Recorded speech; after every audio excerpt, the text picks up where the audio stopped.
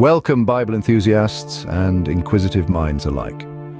Today we delve into the depths of Matthew 24, a chapter that stands as a cornerstone in the New Testament, filled with prophecies, warnings, and lessons.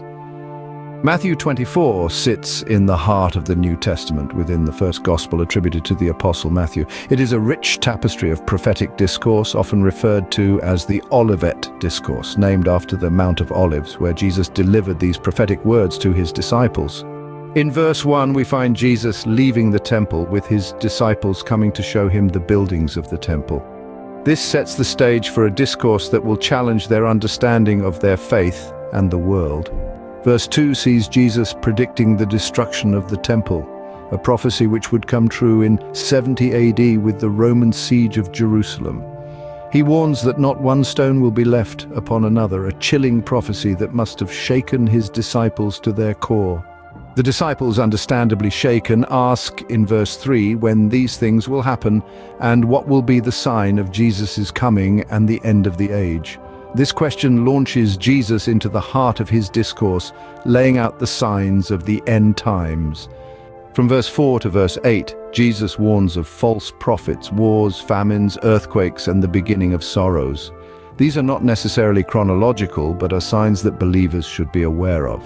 Verses 9 to 14 detail tribulations that believers will face, including persecution, the rise of false prophets, and the cooling of many people's love. But it also offers hope, stating that the one who endures to the end will be saved, and that the gospel of the kingdom will be preached throughout the world before the end comes. In verses 15 to 28, Jesus gives a specific prophecy about the abomination of desolation and further warnings about false Christs and false prophets. He emphasizes the need for vigilance and discernment. Verses 29 to 31 describe cosmic disturbances after the tribulation, the sign of the Son of Man appearing in heaven, and the gathering of the elect from the four winds.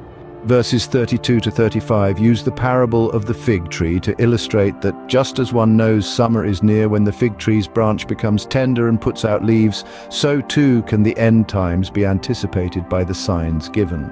Verses 36 to 44 warn of the unexpected nature of the coming of the Son of Man, drawing parallels with the days of Noah, where people were eating and drinking, marrying and giving in marriage, up until the day Noah entered the ark, and they knew nothing until the flood came.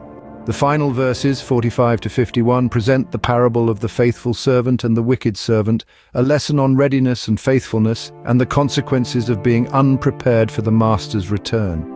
Matthew 24, therefore, is a chapter that oscillates between prophecy and warning, between the promise of the end times and the call for vigilance, preparedness, and enduring faith.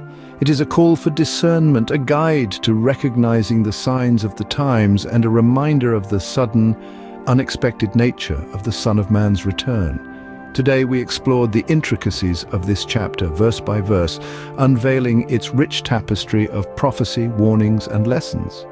From the prediction of the temple's destruction to the warnings of tribulation, from the signs of the end times to the call for readiness and faithfulness, Matthew 24 serves as a guide, a warning, and a beacon of hope for believers navigating their spiritual journey.